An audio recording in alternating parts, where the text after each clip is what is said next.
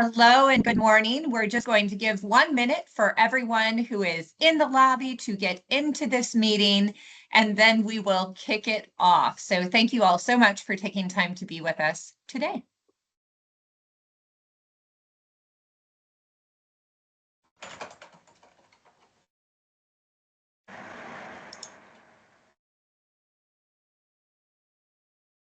All right.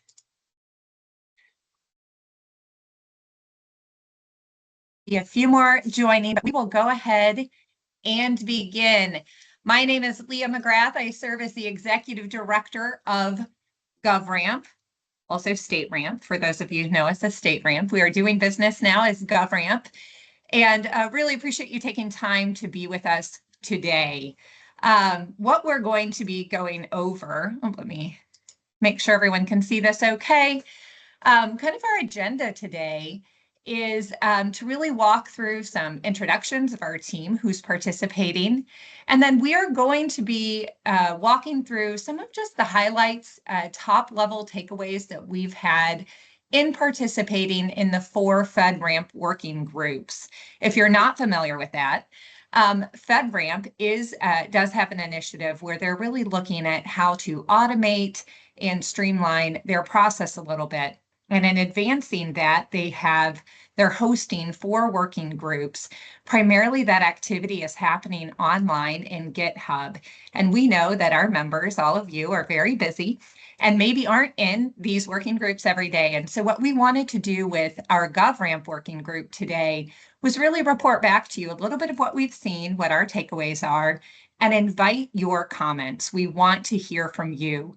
As we go through this, there will be points in each working group, kind of subtopic, where we will pause and stop and ask for each of you to tell us what you think, what's on your mind, what resonates. Are there ideas that you think would be important for us in our GovRAMP security program to contemplate and to think about?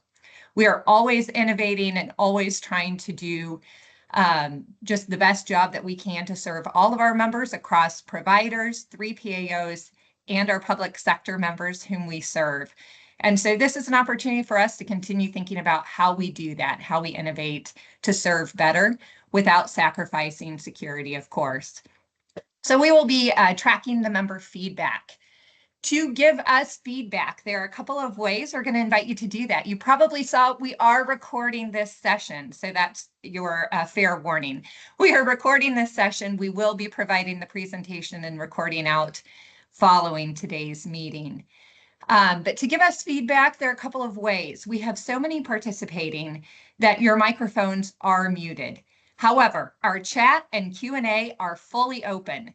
So we would invite you to use that chat if you have something that you would like to communicate that you want the entire group who is on today's call to see, maybe start a conversation, or if you have a question that you want us to talk about during today's call.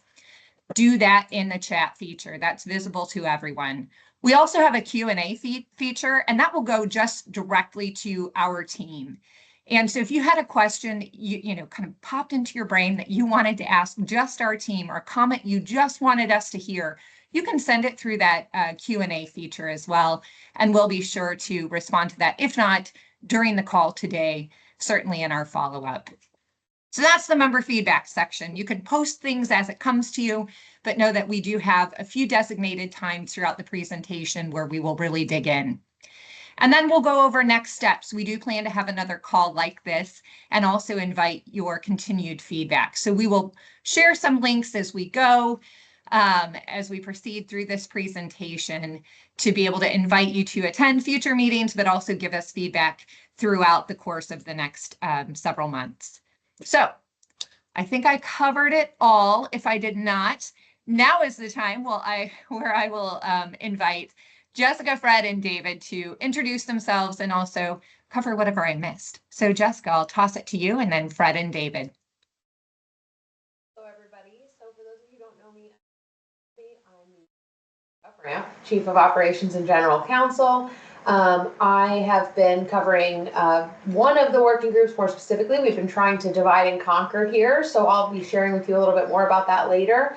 But I think you hit everything, Leah, and I'm really excited for us to share this information with our members today, and hopefully we can help provide some guidance and shine some light. Hi, I'm Fred Britton. I am on the private side of this public-private partnership, and I also serve as executive advisor to the program itself. I am a former state CIO and longtime public university guy, so a lot of experience in the public sector and the challenges experienced there, and delighted to have you all attending and interested.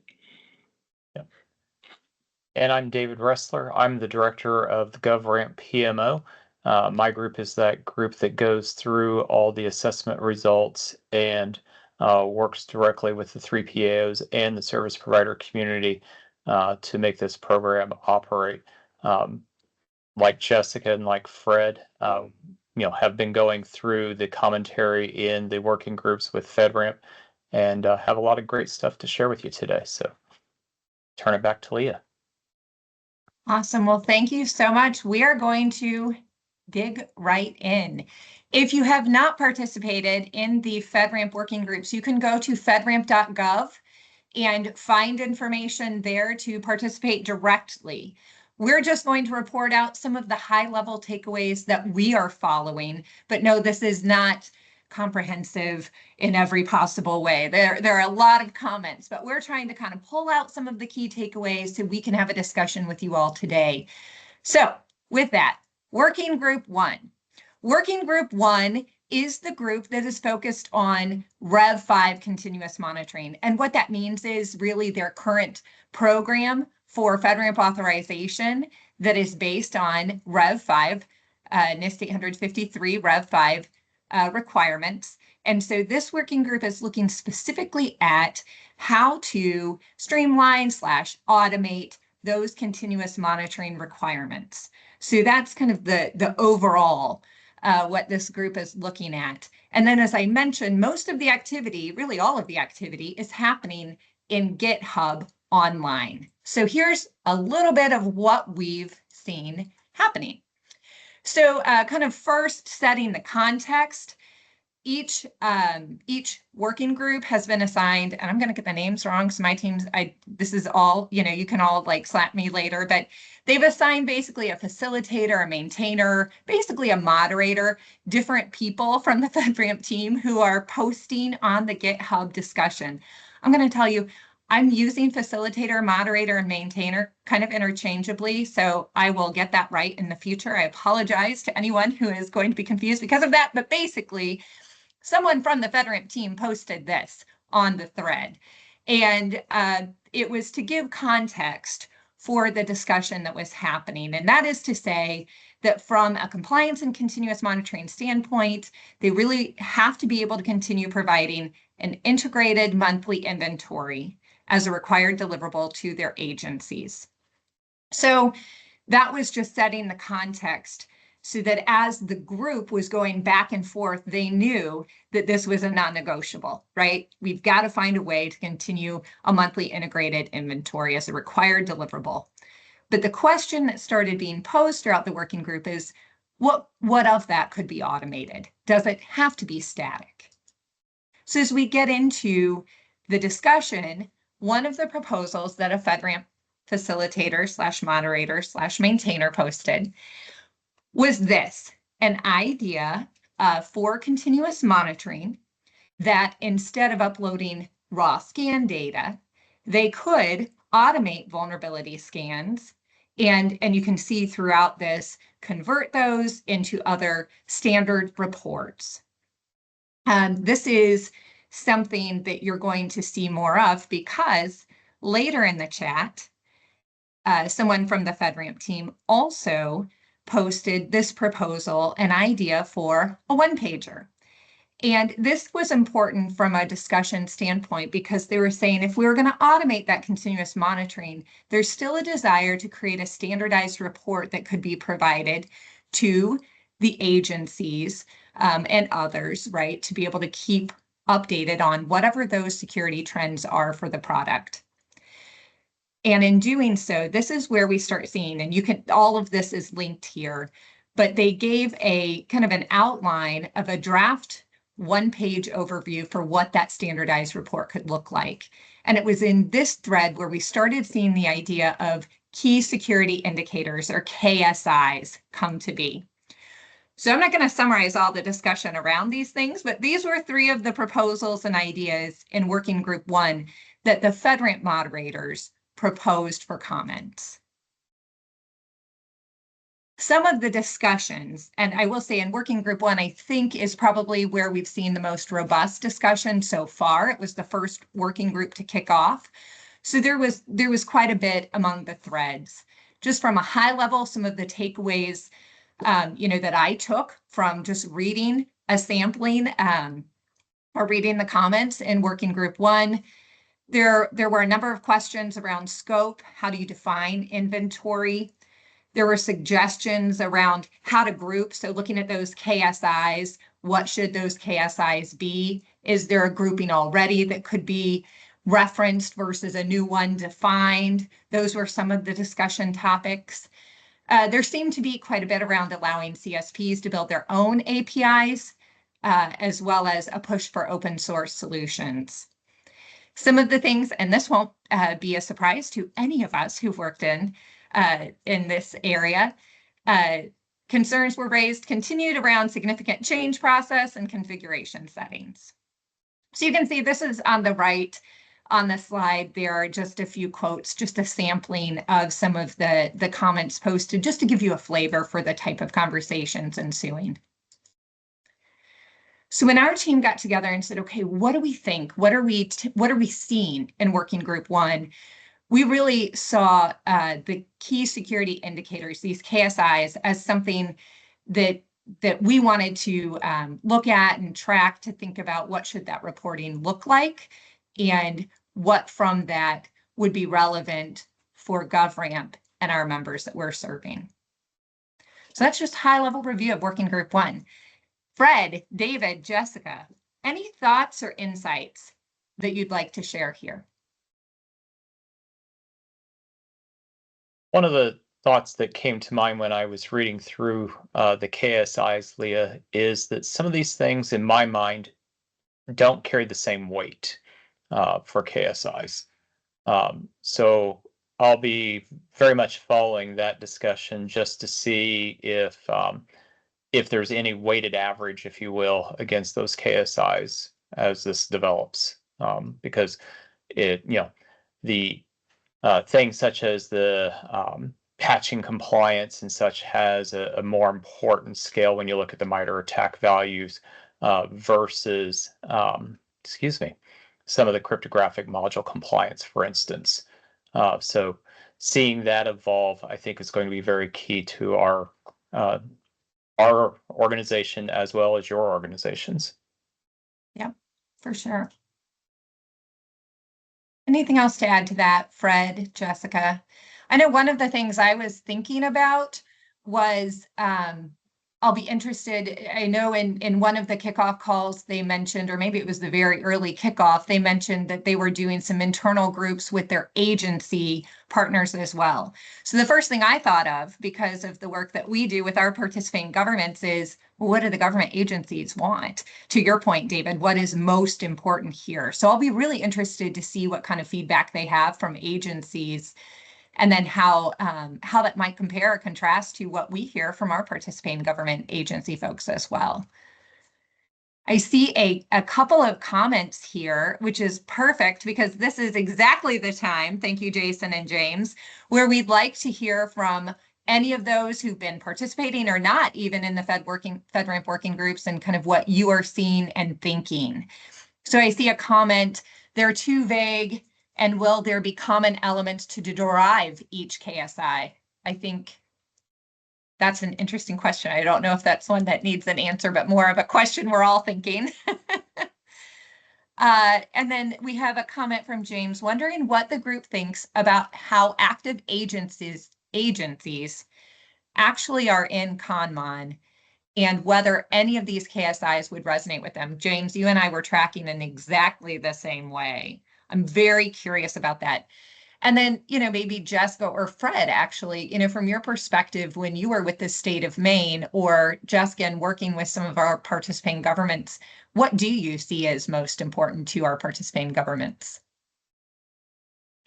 Well, yeah, I'll start, and I think there's context. So the fact that agencies, depending on their data and a number of other attributes, are willing to accept different types of risk.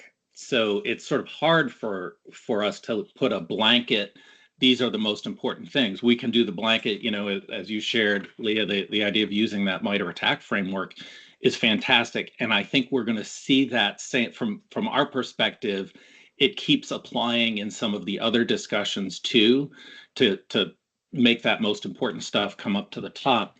But I would say that those are helpful. The KSI could be helpful, but an individual agency is undoubtedly going to want to be able to drill in on a few factors that are most key to them.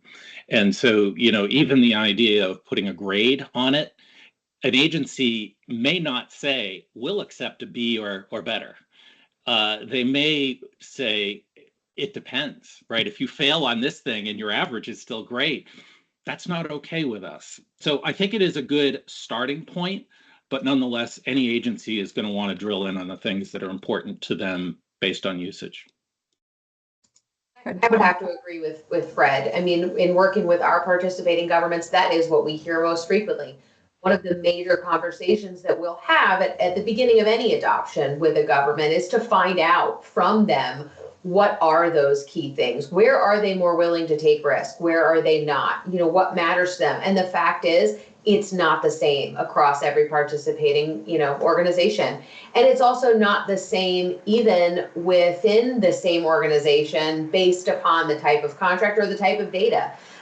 You could be using one system, but for two different things, and your level of risk that you would choose to accept is different. So I do think that this is an interesting concept, but I'm very interested to see if they share what they're hearing from the agencies, what they are in fact hearing from them as well. And I'll just put this up. Continue, please, using that chat feature if you have any other comments here while you are thinking. David, I'm actually going to ask you, just for context, because I know Fred, Jessica, and I are familiar, but just so everyone listening, we do our GovRAMP PMO does a monthly executive report already that providers can share with their participating governments, their government customers within GovRAMP. Could you speak to a little bit of what that executive summary report includes? And, from those in the audience, if there are things that resonate with you, we'd love to hear that. So yes, David.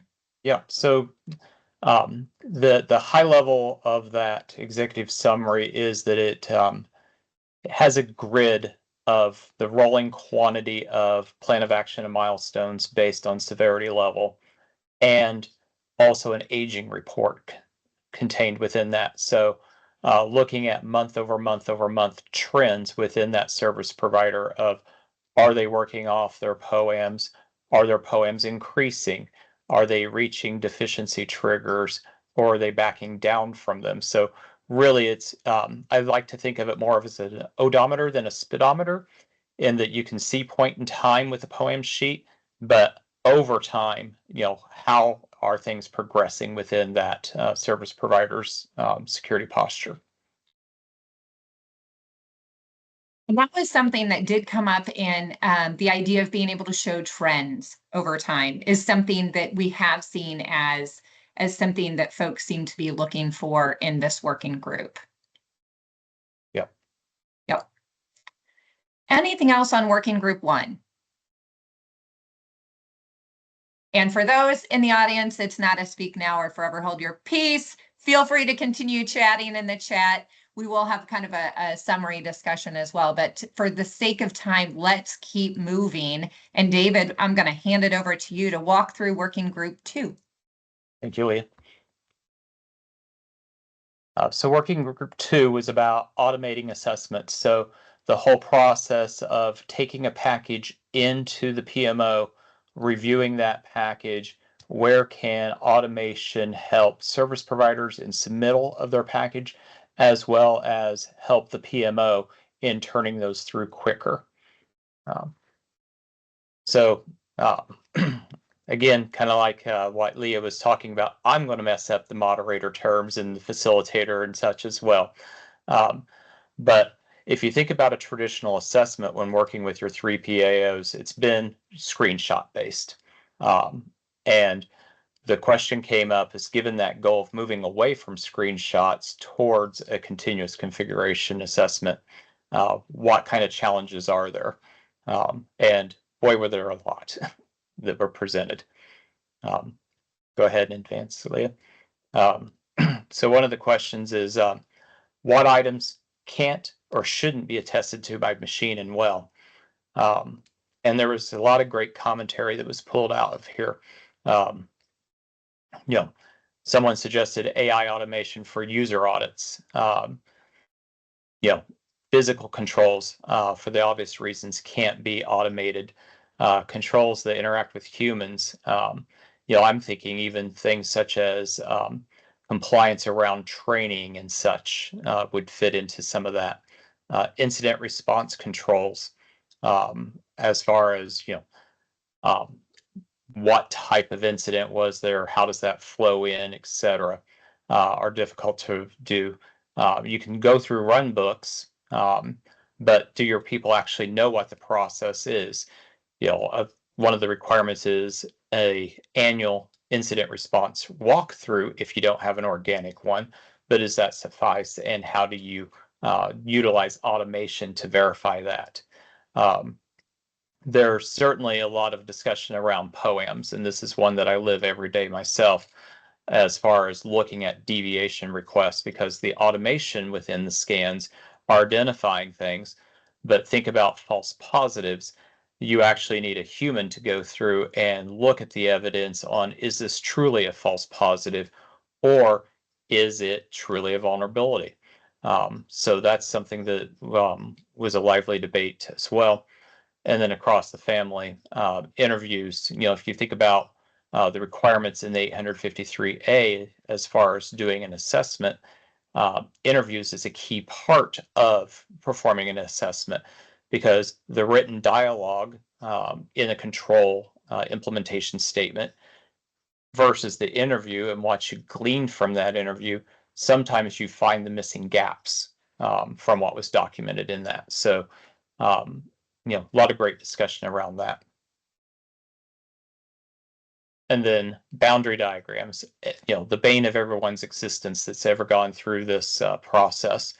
A lot of great commentary. I was reading through it again this morning, as far as how do we get more to dynamic diagrams and what tools are on the marketplace to do that.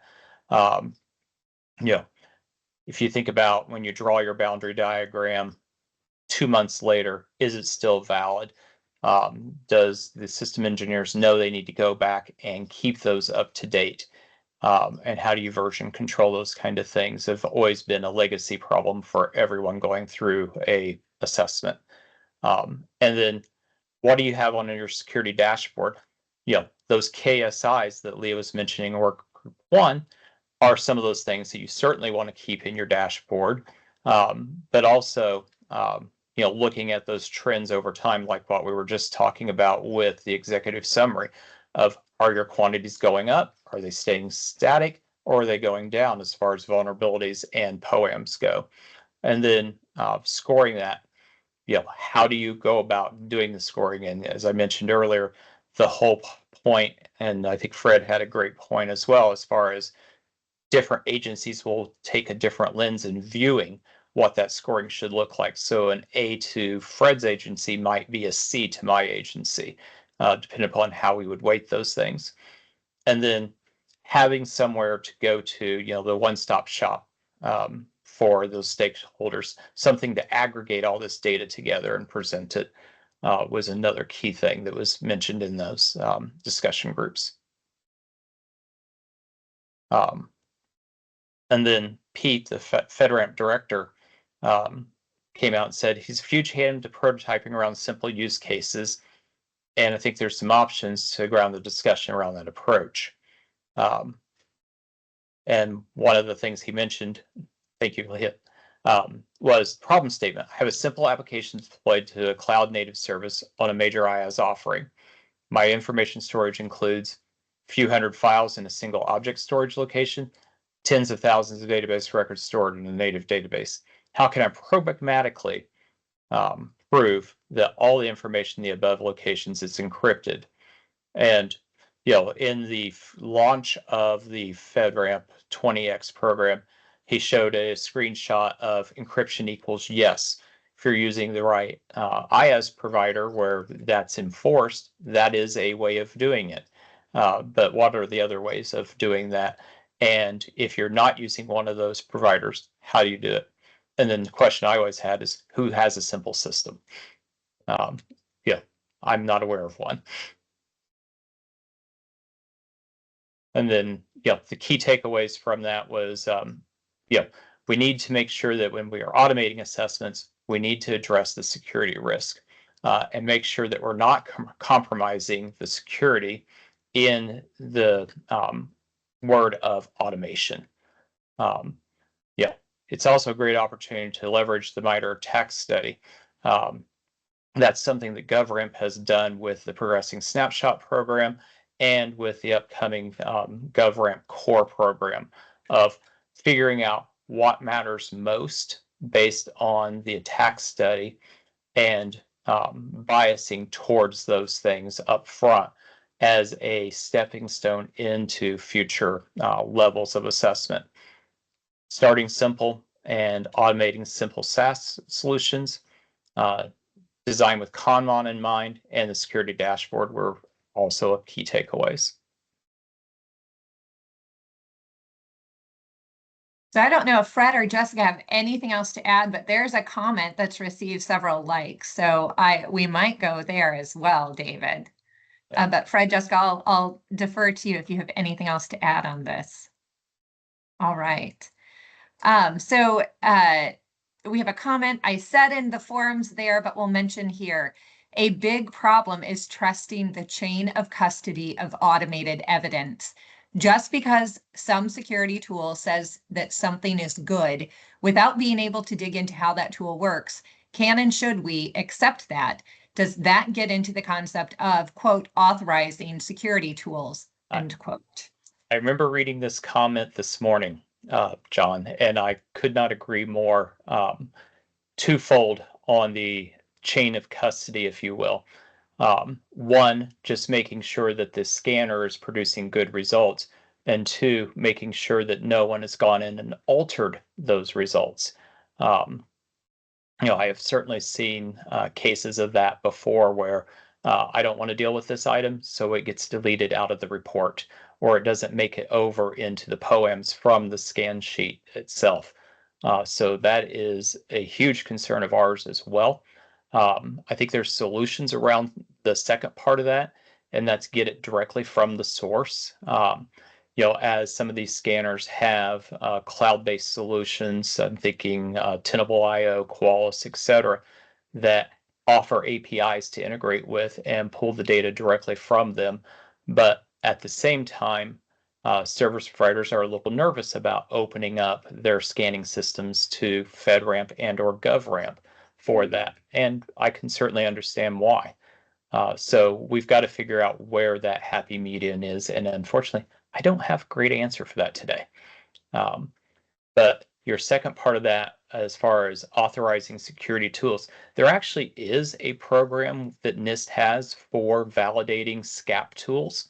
And in fact, if you Google the term validated SCAP tools, you'll find a list of scanners that have been validated. So I think that's a great start. Unfortunately, if you look at that list, the list is a little stale.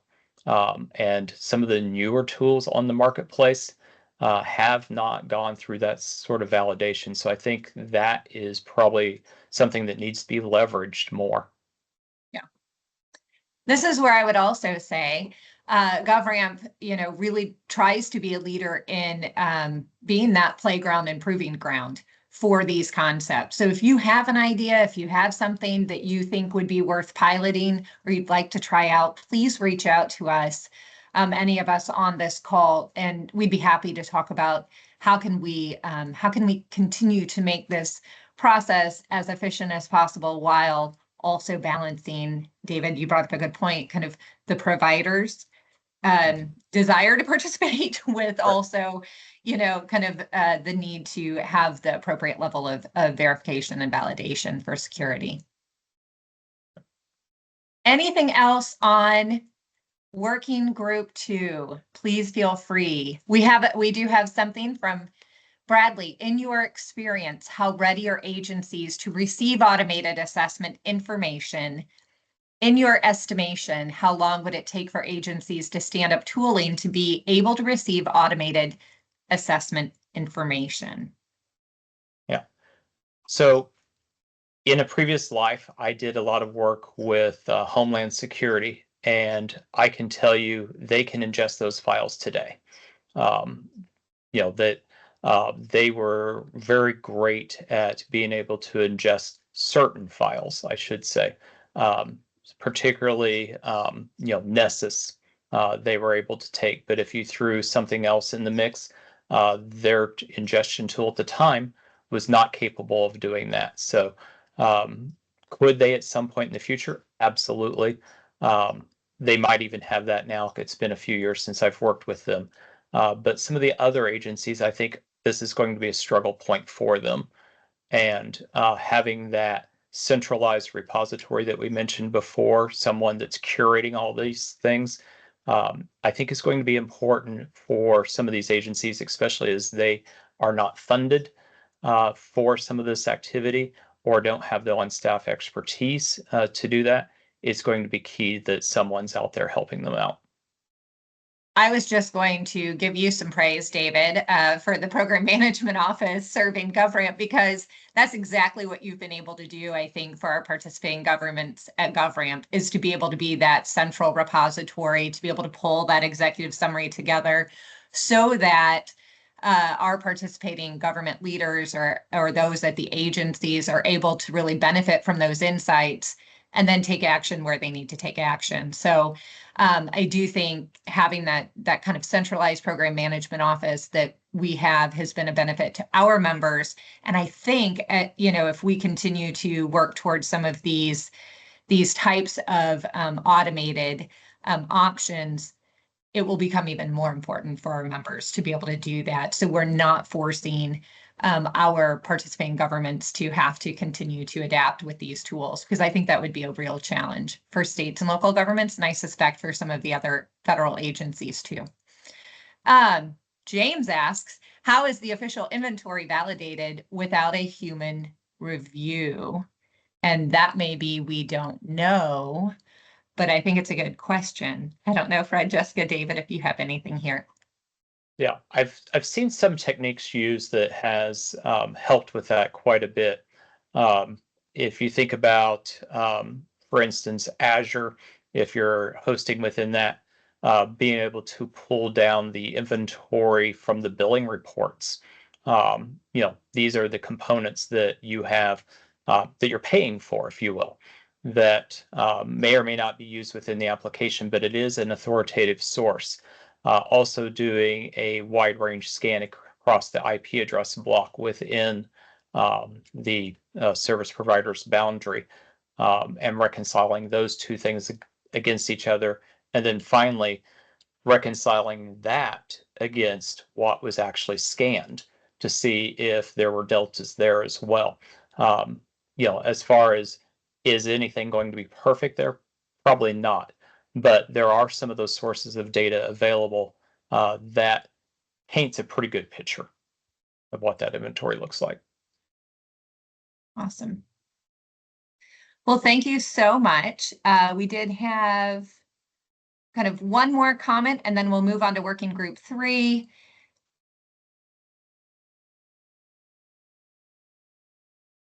Around the concept of authorizing security tools, adding to this. I wonder if this will lead to some kind of approved workflow for the authorized tools. I think that's an interesting thought too.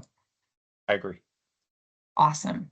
All right. Well, we will continue moving onward to working group 3 and invite Jessica to present on this one. So working group 3 is applying existing frameworks, which I'm sure you can all imagine, since we are regularly beating the framework harmonization drum, is very close to our heart. Because if we could help it, we don't want any more frameworks. So let's go ahead and click forward, Leah. So the main thing that we noticed in this thread, and as Leah said, most of these have not been fleshed out as much as that first working group, but I do suspect that this one is going to begin to grow as the weeks go on. But there has been a lot of discussion around other frameworks that leverage the NIST 853 translation, and you can see some of the mapping links that were provided here, and they feel very logical and on order of what we would expect to see in this arena. There were some questions around SOC 2 and some really great points that were brought up about SOC 2, just both in how that's performed and what the methodology is. Some questions around whether or not there could be things that are valuable within a SOC 2 and that might help to continue to improve cybersecurity. Did you want to click forward, Leah? Again, I also get very confused with the moderator, mediators, etc. But there was a talking point or a discussion point that started here really surrounding the controls and the baselines, really wondering if this idea that there's this single baseline of low, medium, high, of if that's really enough, like if that makes sense, what there should be contemplation around maybe looking to expand or change that in some way. And I think that this is a really great concept and one that I'm proud to say I think StateRAMP has already experienced, and because of our communications with our provider members as well as our participating governments, we've kind of tackled this a little bit. And so one of our takeaways, Leah, if you'll click to the next slide, really is are impact levels enough, too much? Well, we've said, there probably does need to be a little bit more than that low, moderate, high baseline. And through that, it created the GovRAMP Progressing Security Snapshot Program, and now the new forthcoming program of GovRAMP Core. And a huge part of that is because we recognized in those conversations that there really needs to be some more avenues for people to achieve what they need in terms of their risk tolerance without necessarily expecting a provider to maybe get all the way down the line if that's not what's most appropriate. And looking at what industry framework should be leveraged, we just want to caution strongly against moving outside of the NIST 853 model. We were able to very successfully, we feel, build out that Progressing Snapshot program, and we expect we're going to see similar positive results with the GovRAMP Core program, and yet those are still built on that NIST 853 framework. We've become so mindful, and again, I said it at the beginning, of really pounding that drum of, gosh, we don't need another framework. Please, let's not do that. How do we align what we already have? And so we're going to be continuously monitoring this particular working group for those kind of conversations. We've already made sure to make a couple of comments in there, trying to keep people on that path because we think that that's really valuable.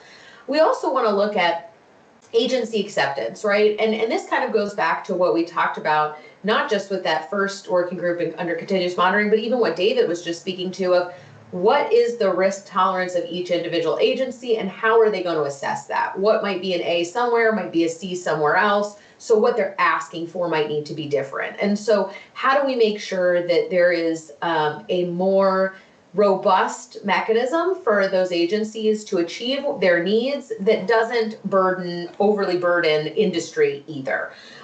So that's really kind of been our takeaways, and I welcome any additional thoughts David, Fred, or Leah have on this particular working group. I find it to be a pretty interesting group, and there may be more to say. They're very quiet, so I guess you covered it. But I see David. You go, David. No, I was just going to say It's always an interesting exercise when you're mapping across various frameworks into a common one. I've always described the 853 as the Uber framework because it, it has everything everybody else has in some form or another, and is very tailorable with the organizationally defined parameters. So I agree with you. The 853 really is that framework that things are anchored on. And if you also think about FSMA, the requirement there is it's anchored on 853. Agencies, when they do agency level assessments, are anchored on 853. So deviating from that doesn't make a lot of sense to me. But there are these other assessments on the market, in the industry that are being utilized to satisfy commercial requirements and such. And if you're doing an assessment with one of those, say, authentication controls with a SOC 2 even, as long as they're tests with the same methodology, why retest those? I understand that. But you also have to look to make sure that those controls passed when you're looking at a SOC 2 report. Because the number of times I've seen a SOC 2 report and actually read in the detail, flip back to the management response or the assessor's notes, and they use the keyword qualified, which means the SOC 2 was a failure, has been astonishing. So you want to make sure that you actually know how to read those additional frameworks before you accept them. On the framework, there is a comment here. You've done a better job, GovRAMP, you've done a better job of leveraging frameworks than FedRAMP, e.g. your CGIS reciprocity program. I think FedRAMP has more legal requirements that makes flexibility here bureaucratically infeasible. And that is one of the benefits, lots of hearts and some likes on that comment. First of all, thank you for that recognition, whether it's our fast track for those who've had a FedRAMP audit or CGIS aligned overlay. We're working on a high trust pilot as well for one of their specific certifications. I think it's really important to think about how do we leverage the work already being done and how do we operationalize the framework harmonization that we know has to happen. And we are very fortunate to be able to be as kind of dynamic and with the governance that we have with public sector participating as well as industry. And so appreciative of the work all of these people here have done to make that happen. But I'm excited because we're going to have another meeting next month. David, I feel like we're going to have a maybe like one-on-one match between you and James. He agrees NIST is statutory and FSMA law, so not really sure where they're going with this on the FedRAMP working groups, but there's a solid argument, James thinks, that FedRAMP moderate should use 800-171 versus 853. Would love to have that discussion. So, David, be ready. Dust up. All right. And clearly, any of our standards go to our standards and technical committee and board and things like that. But I love this discussion. I love Tony's comment too, about hitting the right balance, because if it becomes very tailored, then you remove that overall benefit, right? Verify once, serve many. Good but point. I think that is actually one of the ways that really, again, I love, Leah says this all the time and I love it, we iterate and we innovate because of that iteration. And so what we've done here at GovRAMP that I think has worked so well is to say, well, how do we still accommodate the agency or participating government's need for those variety, right? That difference in how they might approach that particular product.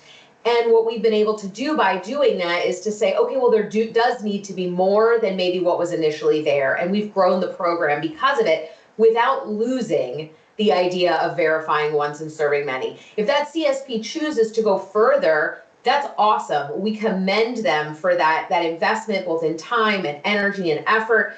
But maybe that particular government would have only wanted them to have that GovRAMP core. But now they're at a GovRAMP authorized. That's wonderful. That just improves the cyber posture for everyone. But we've recognized that there might need to be that level of change. Sure. And I think that is one of the ways that I really hope we can communicate that out in this working group is there can be room for some tweaking and some changes without losing the integrity and the initial intention of why FedRAMP came to be. Yep. Good points. For the sake of time, we are going to keep moving on to working group 4 around this idea of continuous reporting. So Fred, take it away.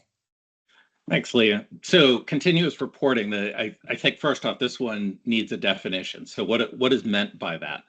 And this is a very forward-looking idea, I think, on behalf of FedRAMP, space age. So this is the Star Trek working group, and it is probably the least. There's been the least traffic in that it only just launched Thursday of last week. But the idea here is there's an annual review. There is Conmon, which hits a specific areas, but the problem was, why are we waiting a full year to check everything else? And is there an opportunity for this, for at least some of this to be real time? And it gets at, and I think 3PAOs know this, certainly people who've brought products through know, there's a cycle, right? You get your review and you're here, you're doing your Conmon. There could be a degradation of quality, and that's what makes that next annual review so hard, right? Is now you have some catch up. So the concept here is, why are we waiting for an annual review when it could be a constant stream? I think Pete described it as thousands of times a day the current status is reported. And Leah, do you want to take us forward? So not as much discussion in this area yet. And one of the questions that came up, and I won't read these off, but how do the providers know who's looking at it? What are the important elements where you do have agencies who maybe have accepted different risks, or there are things that are less important to them? So similar to, I've heard the stories about the collaborative Conmon, where different agencies may have different interests. It feels to me, this likely would expand what's important and what are we seeing. The tools themselves, all these questions about chain of custody that came up earlier are important. Are things, is there room for fabrication or removal, as David was saying about, on the inventory question. So a fair bit around how does it happen, and, have some thoughts on that as well. So if we could continue on, I won't take through. So the other is this idea of continuous reporting for 3PAOs. And there is an opportunity, I think, in a lot of ways to think about those partnerships between the CSP, the 3PAO, and FedRAMP agencies, GovRAMP, PMO, as to, what are the things that we are actually consuming on that front? How is it used? 3PAOs could be talking about where they are assisting CSPs in getting there. So a fair bit here, but I'd love to just kind of jump into our thoughts about this.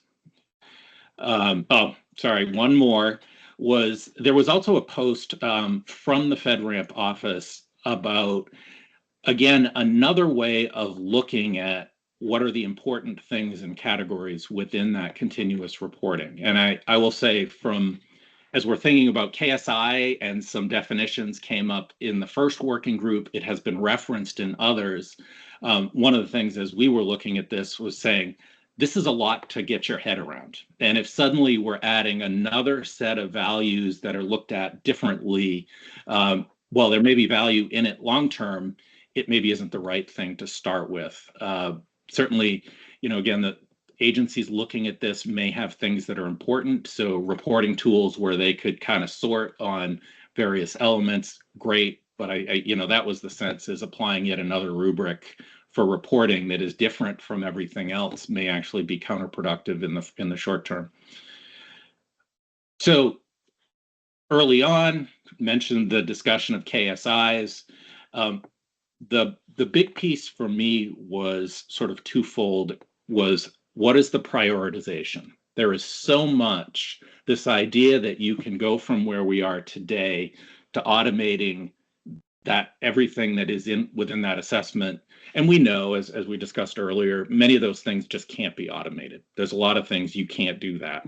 But there may be some, and so all of it, heavy lift. So as you think about this, knowing it can't happen overnight, if this is a goal, how do you prioritize which controls, which areas would we like to automate? We certainly think go where it matters the most, leverage that attack framework, go for the things that are most meaningful. And then the last element here is, what do end users want? And this one, I think, coming from GovRAMP, is probably the most important. And actually, when we think about end users, we think about the full ecosystem of our community. We think about the service providers, we think about the 3 PAOs, and we think about the government entities. And so what do the government entities really want to look at? Can a CSP still participate in the marketplace if they don't have the capabilities, the tools, the expertise? And so, we've talked about that here too, saying we love the idea of automation, but we also don't want to limit the marketplace by saying, if you can't produce these things in a digital fashion, you can't be on the list. And I think that's a really key thing. We've heard it from our governments, we've heard it from our CSPs, is there's this great opportunity with automation, but let us not reduce the marketplace to haves and have-nots. So I think we're at 11:51, but I do think that's key. And I want to reemphasize again and again that GovRAMP's commitment on this remains that if we have to do it on paper, we will do it on paper to make sure that we are keeping our providers out there available to our governments.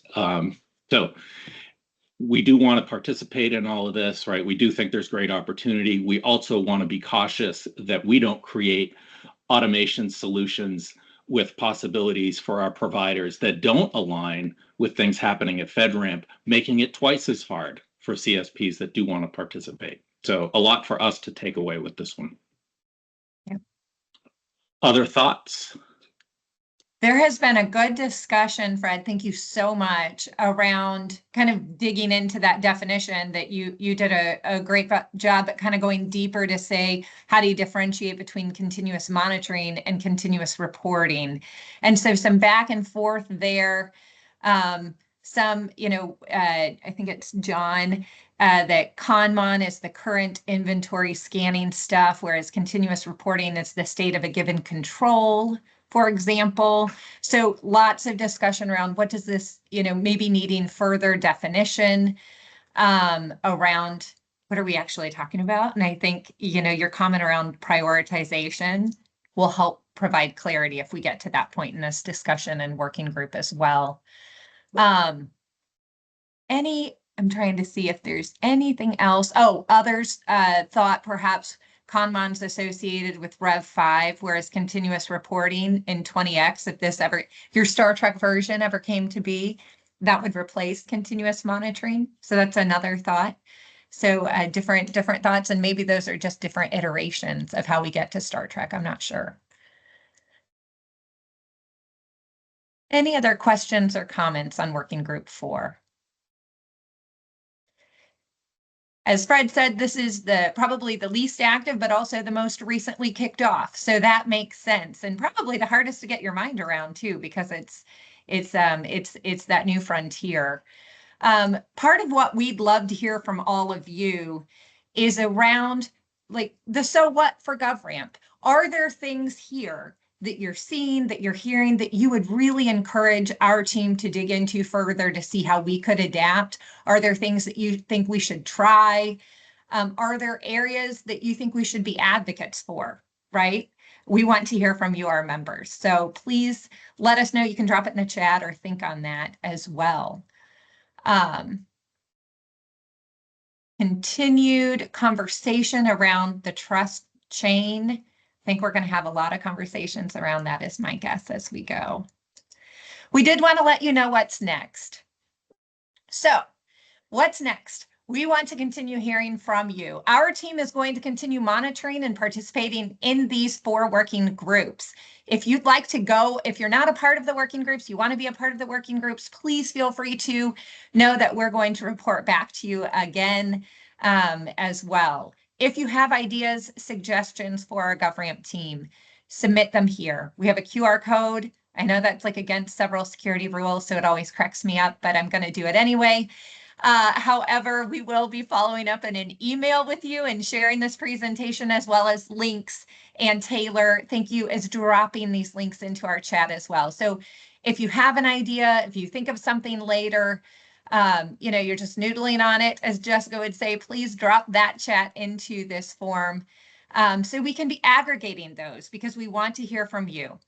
And then we're going to do this again. We are going to have another GovRAMP working session on Friday, May 9th at 1 p.m. Eastern. Taylor just dropped the link, or you can use the QR to be able to sign up to attend our next working session. At that working session, we will report back out on some of the continued conversations of the 4 FedRAMP working groups and also report back out on some of the ideas that you all have shared with us via that form. Thank you. Thank you. We appreciate, yes, Michael, love your idea. We appreciate your comments. We appreciate you spending time with us today. And I will ask my colleagues, anything else for the good of the cause? That we have a great question from Sai in the chat about how GovRAMP implements CJIS reciprocity. And I know we don't have a lot of time today, so what I will say is we would reach out to you after this call and we will have a conversation with you directly about how we do that so that we can answer any other questions you may have. We've learned that sometimes that kind of question generates others. So we will be happy to reach out and make sure that we can answer that for you really fully. Awesome. All right. Reach out anytime. It's an honor to serve you and be with you today. Have a wonderful day and we'll talk soon. Thank you. Thank you, Leah.